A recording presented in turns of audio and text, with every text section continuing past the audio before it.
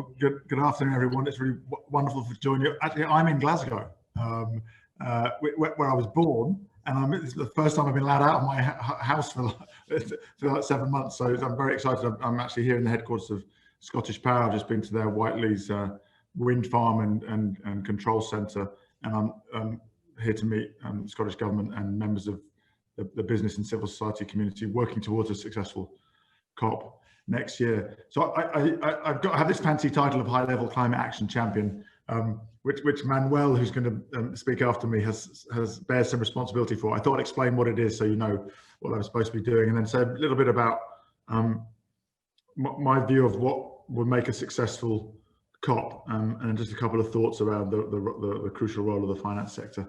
I mean, first of all, the role of high-level climate action champion was created in Paris. So the Paris Agreement actually refers to this role. It was created in recognition by the governments who are parties to the UN Convention and who created the Paris Agreement, that we can't transform the global economy, our entire energy system, pretty much every sector of the economy, without the support, collaboration, and the kind of vector of execution and innovation that is the private sector, all value chains, private finance, also local governments, so cities, states and regions, a country like Scotland, which isn't a party to the UN Convention, but obviously has a lot of devolved powers and is driving towards net zero 2045 in the case of Scotland.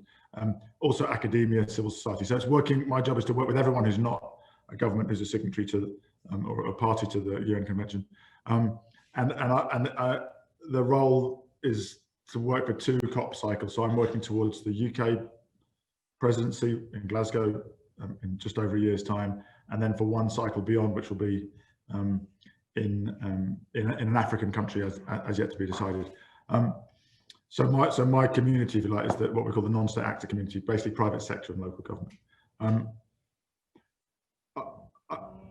I just wanted to summarize what I think is at stake and the 3 kind of intertwined elements of the, if you like, the dance of implementation in the run-up to the COP. First of all, I think you all know, but it's worth emphasizing that what's at stake is whether we collectively believe that the world can come together to solve its greatest challenge, and whether the multilateral system is still working. Specifically, is Paris working? Remember, Paris set a shared long-term goal, getting to net zero, and a mechanism for ratcheting national plans every 5 years. So we're now 5 years in. This is the test. Are the plans which were not adequate in Paris going to significantly ratchet so we're getting closer to being on a pathway to net zero by mid-century? And so I would like to think of it, there's really 3 different dynamics that are going on in the COP. The first of all is the specific technical business of the conference of the parties, the negotiations around some very technical aspects of transparency, like how do governments report to each other, on what frequency, in what detail, the progress they're making. Carbon markets, what are the rules for avoiding double counting in global carbon trades when some countries maybe rely on offsets effectively from other countries. What's the evidence that the countries who made commitments, for example, for raising climate finance from the global north to the global south, have been met? So that's sort of technical and delivery of previous promises. That's really important work. It involves over 190 countries agreeing every letter in a consensus negotiated text. So it's very hard, but it's crucial to the multilateral underpinning of the whole basis of our agreement on climate change, that there's high levels of trust and everyone's playing their part.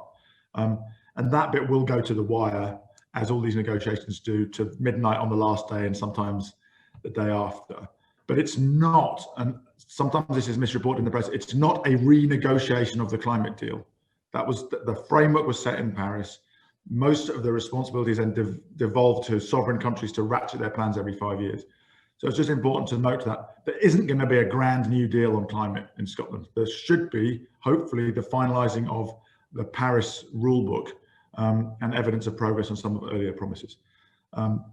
I say that so that people don't come to Glasgow next year expecting something that was never going to happen. The second strand then is that national plans, what Paris calls the nationally determined contributions. And we're in the middle of that right now. The original deadline was the end of this year. Some countries have already submitted their ratcheted plans. Some of them have been very bold. Some of them have been disappointing. And that original deadline will still be held. The UK government announced with the Secretary General of the United Nations an ambition event on the 5th anniversary of Paris on the 12th of December. So I would be hopeful that we'll hear some bold new commitments from some countries. Then it would be a good time for the UK to share its next 5-year, next 10-year plans, how much it's going to reduce by 2030. Hopefully by just before then we'll have clarity on the EU's 2030 plans. And of course, was it just last week, I think, or the week before, importantly, China announced that it's going to commit to net zero by 2060, which, given that it's the biggest emitter in the world, is a very big deal. So, of course, now with the delay of the COP for understandable reasons, some countries I expect will deliver their new plans a bit late because they've had so much bandwidth occupied with COVID. But there will still be a year then for other countries who've submitted maybe not such ambitious plans to have a second bite at the cherry, so to speak. So that kind of national plans is going to be really crucial in terms of sending the signal to markets of how much more ambition there is. And the third strand is really the bit that I work on, which is the private sector and local government. And the key there is to have as strong a signal from everyone in the private sector and all the cities of the world as possible that people understand the science, they're committed to act, they're getting on with acting, and they would welcome bolder long-term policy so that leaders don't get penalised for being too far ahead of the track and the floor is raised. What we call sometimes the ambition loop. As the private sector and local government raises its ambition, it makes it easier for policymakers to raise the regulatory floor, and then the leaders can go ahead again. So that third track is the one but just worth remembering, that second and third track are all happening in the run up to Glasgow. Okay, some of the negotiations are also happening, but the negotiated bit of the COP will really happen in Glasgow. So a lot of what will happen in Glasgow will be us all reviewing, reflecting on, reinforcing the commitments that have been made. And there will be, of course, some people will leave it to the last minute to make their own national commitments or company commitments, but most of that will be done. So it's really what we do together in the next 6 to 9 months, which sets the tone of ambition and dynamism and momentum, which will be one of the key determinants of whether Glasgow is ultimately judged as a success by the world. In order to try and generate that really powerful signal, Gonzalo Munoz, who's the Chilean high-level action champion, Chile was president of COP25 last year, so we work together. We launched something we call Race to Zero, which is really just an umbrella campaign for a lot of great work that's been going on for a long time. And the private sector, the Science Based Targets Initiative, which Manuel and WWF have been very involved in designing and building, has now got nearly 1,000 companies who've committed to targets in line with the Paris Agreement, and more of those are net zero targets. So we're trying to get as many businesses, cities, investors. We have well over 1,000 businesses, around about 500 cities, 500 universities, asset owners with nearly $5 trillion of assets under management. Already in the Race to Zero, the numbers doubled in the last year. We're now working with the International Chamber of Commerce, who've launched a platform for small and medium-sized enterprises, trying to get 1 million SMEs in. We've, of course, seen some of the world's biggest companies like Amazon commit to 2040, and they now have launched a pledge trying to get other companies to commit to Paris 10 years early. That's got some good momentum. And I'll come back to say a little bit more about the finance sector in a minute before closing. Below that kind of umbrella campaign of just the big signals, we're then working with many partners around the world on the specific sectoral technical pathways to zero, because we believe that in order to get to zero fast, we need like normative pathways which a critical mass of partners around a supply chain commit to. We have really good momentum there. We have groups working on how do we get to net zero shipping, how do we get to net zero cement, how do we get to net zero buildings, how do we get to net zero transport. Of course, that's been one of my favorite examples of how we're always surprised at how fast things change. You know, in 2016, just after Paris, the IEA was saying we'll still be buying combustion engine cars in the 2070s. Well, you know, guess what? Combustion engines dead probably by 2030 for passenger cars, maybe another 5 to 10 years for heavy vehicle trucks. And that's because that's the way markets deal with disruption. They go exponential. And we're seeing that now with growing numbers of companies like Mercedes, the inventor of the combustion engine, committing to net zero 2039. Fleets, lease plan, biggest fleet owner in Europe, nearly 2 million vehicles. Uber and Lyft all saying they're going electric, and of course cities saying they're going to have be net zero by 2030 in Glasgow, 2038 in Manchester, which means all of their transport will be electric, either battery or fuel cell. So we're going to really be working, and in November we're running a series of events called the Race to Zero dialogues to really work with the partners from along the value chain and from around it to really make those pathways, which we now know exist in every single sector, of how to get to zero by 2050 or sooner, more in the public realm, and try and build momentum around those in the next 12 months. So we're much more about implementation between now and Glasgow.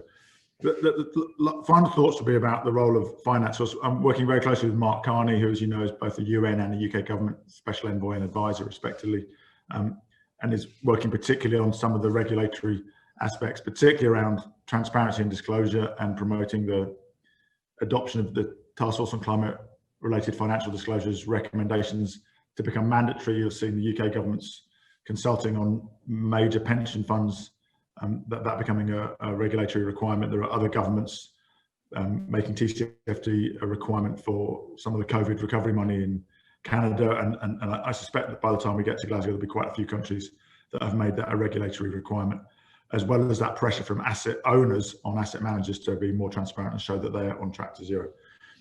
There's three final thoughts when it comes to finance. If you're at all aware, and how could you not be, because you just have to watch the news to see that the Arctic's melting, Bangladesh is drowning, and California is burning. That's my ABC of climate catastrophe. You could go through the whole alphabet now. This is not a question of what's going to happen in 10 or 20 years' time somewhere else. It's affecting the real economy today.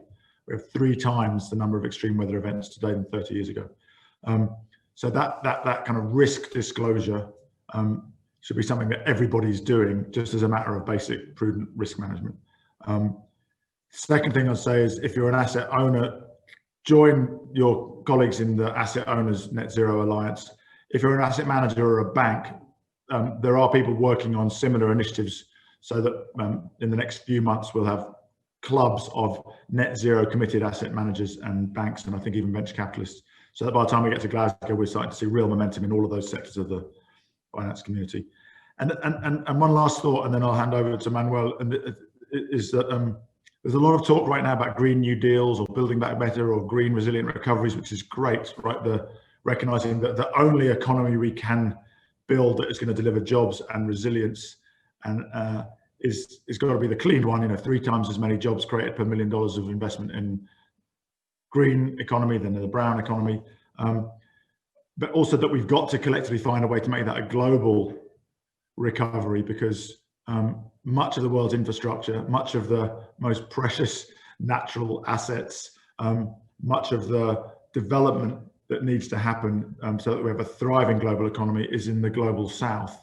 And if we have a bifurcated recovery, which is robust in the north and weak in the south, then we could actually exacerbate some of those geopolitical tensions, which will make it very hard to get to Glasgow and judge all that progress I've talked about as a success. So I'd encourage all of you to think about how can the public and private sector work together to make sure we're mobilizing the capital that's needed to invest in clean infrastructure and invest in clean development in the global south as well as in the global north.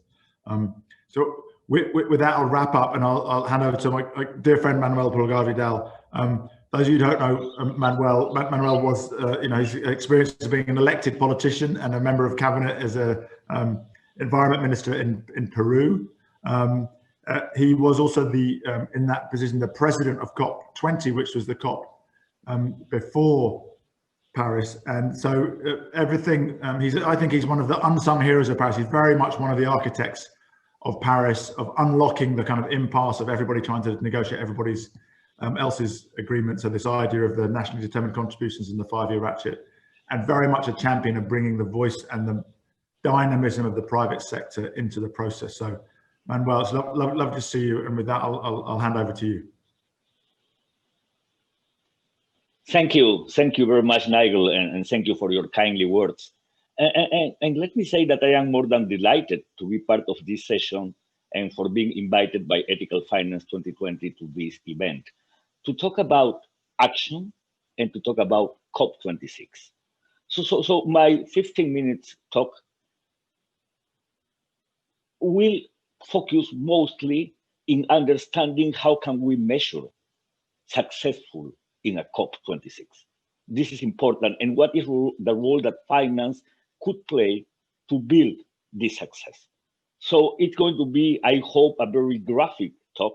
I have prepared my mind map with a very clear set of actions to try to transmit to you and to make you part of this journey to make COP26 a great success. So let me start by recognizing where we are when we think about COPs. And let me start by recognizing that despite of all the efforts of the private sector, even the finance sector, to move climate action forward, we have lost hope, we have lost that sense of process in relation to the formal process. And what it is happening, it is that in most of the last 2 or 3 COPs, the result of those COP, it has been identified as disappointing. So something is happening, and our role for COP26, it is to recover that hope, to send a strong political signal that this process, it is still feasible, that climate action, it is a non-negotiable thing, that we should move our actions toward climate responsibility, and that we can define with clarity what are we expecting not only for this COP, but for the future COPs. So this is something really important, and we do need to have the finance sector working together with different actors in achieving this objective. So that is the top priority: recover clarity, recover hope, send a good political signal, and all what I've already told you. So, but what are the pillars to build that? In my point of view, there are 6 main pillars, and we should work in each one of those, and the finance sector should play a role in each one of those. The first one, it is that we do need to build a strong COP26 outcome.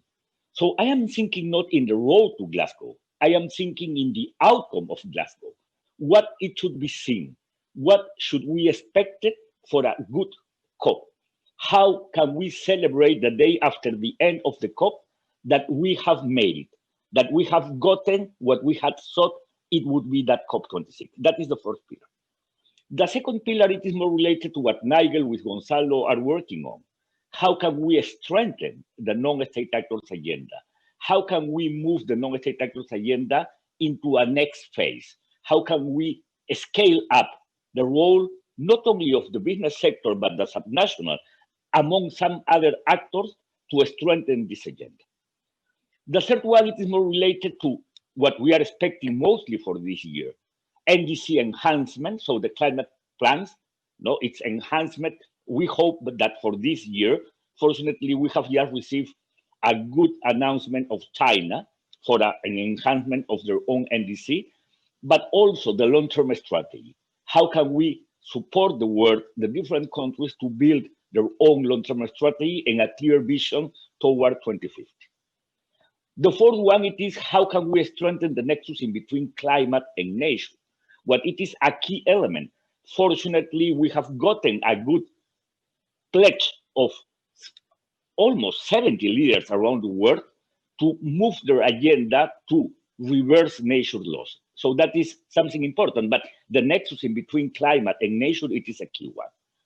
The fifth element, it is mostly related to what we are suffering now, the pandemic and the post-pandemic time, in which the recovery package are key. And finally, the sixth pillar, it is finance. What should we expect? It must be done by the finance sector as part of building this pyramid toward the main objective, that it is to recover hope and recover the idea of process. So let me explain in a very short way, as a summary, what should we, the pillars for each one of those pillars, because that is the way in which block by block we are going to build a successful COP26. First, in relation to COP26, friends, to achieve or to develop regular tasks and to achieve what people had expected it would be those regular tasks for a COP, now it is not enough. It is strongly clear. So if we are thinking that the COP, it will be just an achievement of the regular task based on mandate that has been made by the former COPs, that is not enough. And it's not going to be enough, and it is not going to recover the idea of hope, and it won't send a strong political signal. So what should we do? We should have also as an outcome of COP26, the achievement of those tasks, but also a Glasgow roadmap that can define with a strong clarity what it must be the task for the future of the next 3 or 5 years. As we used to have before of Paris, as we used to have with the Bali World Plan and with the Durban platform. So what we do need it is to recover this idea of process, because we have lost the idea of process. So what it is happening, it is that people who is used to assessing or evaluating the result of a COP, they are trying to measure it as a single event, as an annual event, and that's not correct. That is making us lose the idea of step by step, we can move our agenda towards the achievement of the main objective. So the Glasgow roadmap, it is, in our point of view, a key element. In relation to the second element, to strengthen the non-state actors agenda, for sure, one of the key elements, and in this, the finance sector should play a key role, we do need to bring more closer what it is happening in the non-state actors agenda with the formal process. That unfortunately is not happening, but I am sure that through the Race to Zero, that it is putting together both actors, we are going to rebuild that sense of confidence, that sense of trust in between countries, public sector and private sector. But this is something that we should also build domestically, because the non-state actors agenda is happening globally, that is clear, but we are not strengthening domestically that non-state actors agenda. But to do that also, we do need to scale up and to move the non-state actors agenda into a next phase. That, in my point of view, it should be called the systemic transformation agenda. Because systemic transformation, it is a title that it could include, for example, that all the actors that will play a role in the systemic transformation agenda will set targets based on science, that it is a key element, will define mechanisms of accountability, of report, of transparency, among many other elements. So we are in a time in which we should scale up that non-state actors agenda. That moves me to the third element, the NDC enhancement and the long-term strategy. We do need to encourage more countries to fulfill with the NDC enhancement, based in the fact that what it has been already presented and put on the table, it is not enough. We do need to have more than just, unfortunately, until now, 14 countries that have put on the table their own NDC. And also, we do need to move countries to define their long-term strategy. Those are key elements. Those are the elements that can bring the political signal to the world. China has announced that, but now we are expecting to have China putting on the table their NDC. We are expecting that for the 12th summit organized by the UK government, we can have China doing that. And I am wondering, what is the role that the finance sector could play in the NDC enhancement? And a strong one domestically, not only globally. So this is something really important as part of building the pillars for a successful COP. In relation to climate and nature, for sure, nature-based solution is going to play a key role to build that nexus. But we do need to work not only in refine and clarify what does exactly it mean nature-based solution, because not every intervention in nature, it is a nature-based solution.